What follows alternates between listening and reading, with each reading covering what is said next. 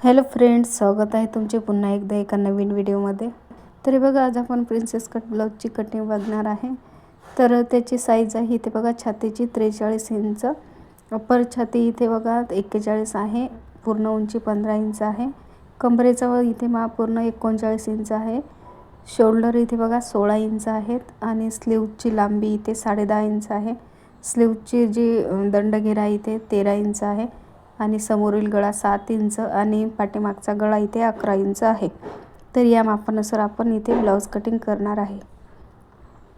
तर हे बघा, इथे मी अस्तरचा कपडा इथे 1 मीटर घेतलेला आहे। तर हे बघा, आता या साईडला आपण पाठीमागचा भाग कटिंग करणार आहे। तर फोल्डिंग बाजू आहे इथे माझ्या साईडला, पूर्ण उंची इथे 15 इंच आहे, तर इथे 16 इंचावर मी माप टाकले आहे।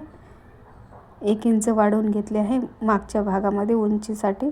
शोल्डर इथे 6 इंच घेतले आहे, 43 साईज आहे, थोडी हेवी साईज आहे आणि गळा पण डीप आहे पाठीमागचा, तर इथं 6 इंच शोल्डर घेतले आहे आणि इथे आर्महोल मी इथे बघा 6.5 इंच घेतले आहे। आता हे बघा, पाठीमागचा भाग कटिंग करत आहे, तर आपल्याला काय करायचं, जे अप्पर चेस्टचं माप होतं 41 इंच, ते आपल्याला पाठीमागच्या भागात टाकायचं आहे। ते बघा, इथे पाठीमागच्या आर्महोलला मी इथे बॅक क्रॉस दिला आहे अर्धा इंच आणि या पद्धतीने 1.25 इंचावर इथे आर्महोलचा शेप देऊन दिलेला आहे।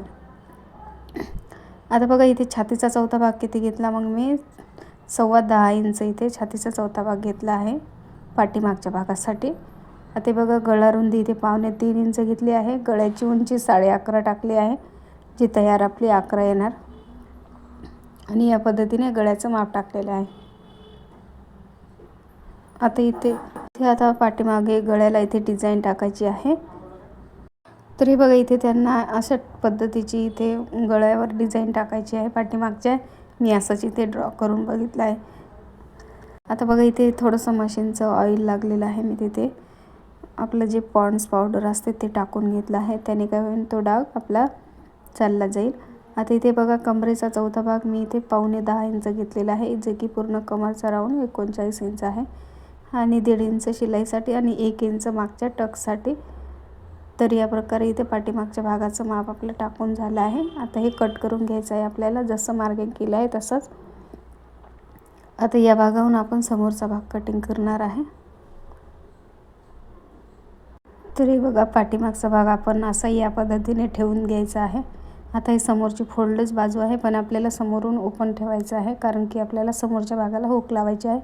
तर त्यासाठी इथे बघा, 1/2 इंच जेवढं आपण आहे हुक पट्टीत शिलाईत घेतो तेवढं मी इथे साईडला एक्स्ट्रा सोडला आहे समोरच्या भागाला आणि बाकी जसं आहे तसं मार्किंग करून घेतलं आहे। इथे पहिले हे बघा, गळ्याच्या रुंदीचं सुद्धा मार्किंग केलं आहे।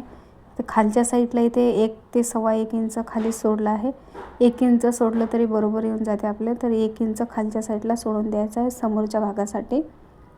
पाठीमागच्या भागापेक्षा 1 इंच वाढवून घ्यायचं आहे आपल्याला प्रिन्सेस कटमध्ये। आता इथे बघा, 1.5 इंच वाढवून घेतला आहे मी, कारण की आपल्याला जो छातीचा चौथा भाग होता समोरच्या भागात आपल्याला वाढवून पाहिजे, 43 इंचाचा चौथा भाग पाहिजे।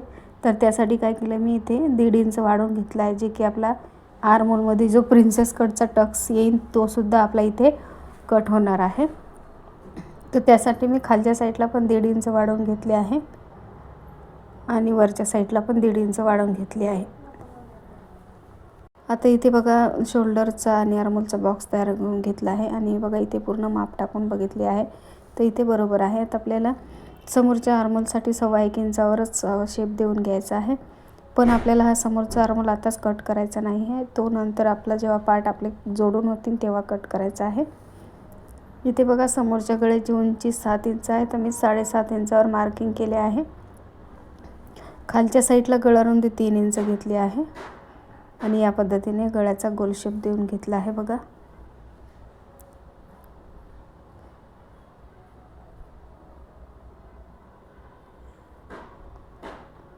आता आपल्याला प्रिन्सेस कटसाठी इथे शेप द्यायचा आहे, तर इथे 4 इंचावर मार्किंग केले आहे मी आणि इथे टक्ससाठी मी 2 इंच शिल्लक घेतले आहे बघा।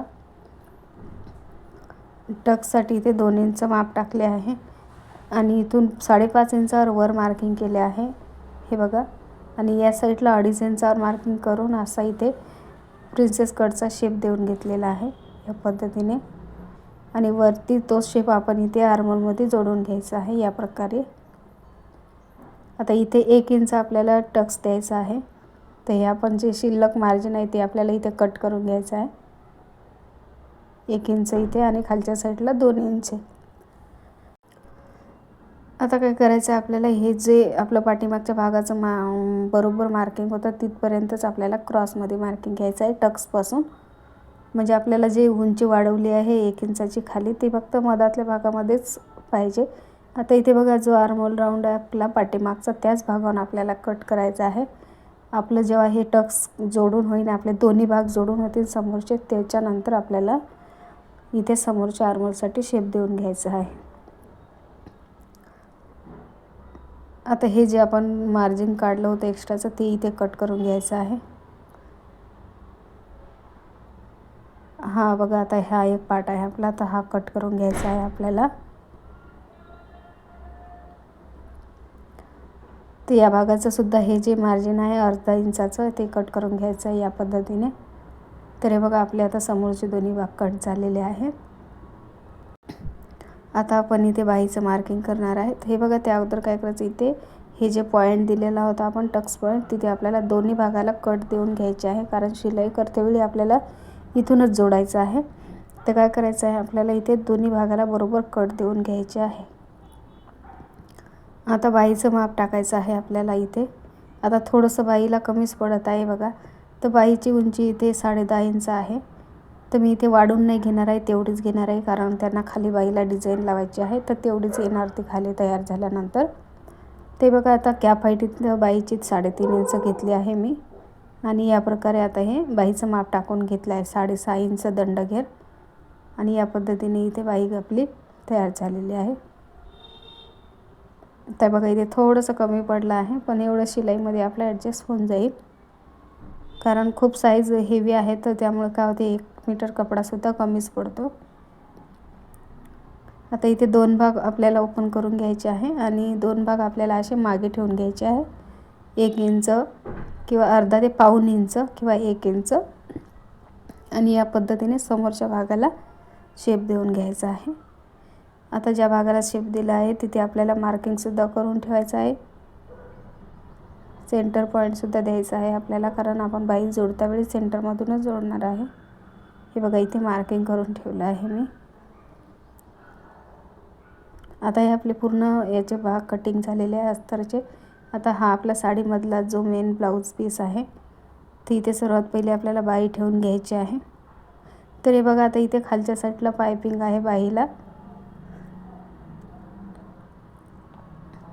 तर आता इथे बघा, आपल्या थोडंसं काटाला दोन्ही साईडला थोडं आपलं कमी, अर्धा इंच काहीतरी बिलकुल। तर आपल्याला काय करायचं, हा जो ब्लाऊजचा पीस आहे ना कपडा, त्याच्यामध्ये आपल्याला एक्स्ट्राचं साईडने अर्धा इंच एक्स्ट्राचं कट करायचं आहे, जे की फिटिंगमध्ये आपलं तेवढं चाललं जाणार आहे। तर दोन्ही साईडला इथे अर्धा इंच आपल्याला साईडने सोडून द्यायचं आहे। आता ही जी पट्टी आहे ती साडीमधलीच आहे, कारण की साडी तशी आहे आणि ब्लाऊज असा आलेला आहे। तर तो मी थोडासा साडीचा काठ ठेवला आहे त्याच्यामध्ये, कारण की त्याची आपल्याला जी पाठीमागून याच्यावर डिझाईन करायची आहे बघा या प्रकारचे, तर त्यासाठी मी ती पट्टी सोडली आहे। आता बघा, इथे पाठीमागचा भाग आपला ठेवून घ्यायचा आहे। आता हे बघा, इथे मी पावडर टाकून घेतलं होतं, ते इथे आपला तेलाचा जो ऑइलचा डाग होता तो गेलेला आहे निघून। आता जसं आहे तसंच इथे कट करायचं आहे, थोडं साईडने कपडा सोडून द्यायचा आहे आपल्याला। आता इथून त्या पट्टीचा थोडासा काठ दिसत आहे, पण तो आपल्या फिटिंगच्या याच्यामध्ये चालला जाईल। आता ही पट्टी मी कट करून घेते, कारण याची आपल्याला डिझाईन बनवायची आहे। आता आपला समोरचा भाग कट करायचे आहे, जे आपले 2 भाग बाकी आहेत समोरचे।